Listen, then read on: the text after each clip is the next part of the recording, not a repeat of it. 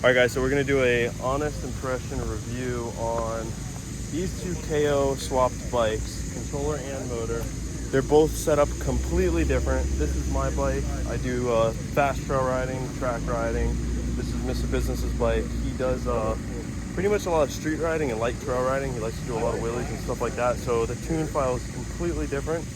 We have Jack with Kilowatt Krew here, and we got Derek over there taking pictures of his baby.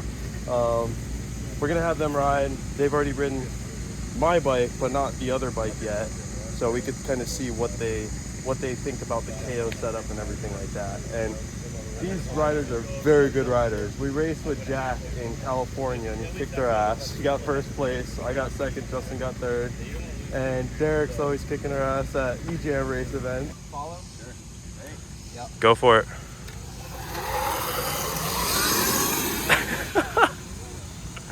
He's literally digging ruts. Man, they're both fast.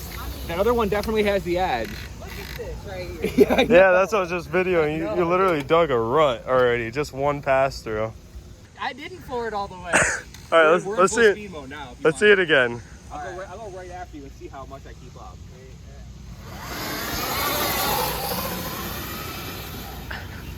All right, so what do you think? Fast. I mean, compared to my bike, which is only about 7.5 kilowatts, it definitely feels fast. Lots of low end, lots of high end. So you rode it just in EP mode, right? I switched it over to sport mode. Okay. Yeah. And how do you think the power ramps in off the line? How is that in comparison to other bikes that you've ridden with Bach controllers and stuff like that? Like you said, that you have it ramp up. I mean, I feel it. I feel it get like more intense midway through, at least compared to what I'm used to. So it's more controllable, lower speed, for sure. and then once you get more into the throttle, you could feel the power ramp in pretty hard. Yeah, definitely. Yep. Okay. And especially in sport mode, I mean, yeah, sport mode's a it monster. feels like it wants to pull like 60 miles an hour. Yeah. Well, I mean, this does 90 already. Yeah, this one does not with that rear sprocket, but yeah, this bike will do 90. Let's get you guys to swap bikes. What did you think about this bike? Because you've already ridden this one. He hasn't ridden this one. This thing's like a bat out of hell, and then this guy definitely has a little bit more progression into like the power band. So like yeah, it's a little bit smoother. I feel like this one, I could see how this would be an absolute monster on an MX track. Maybe in like the tight kind of stuff, it could be a little bit jumpy. Yeah. Just a handful. Yeah. You have a disciplined wrist. Yeah. That's a good way to put it. Yeah. And what do you think about throttles? Because the way this throttle has a lot more deadband than that one. A lot more deadband. So is that?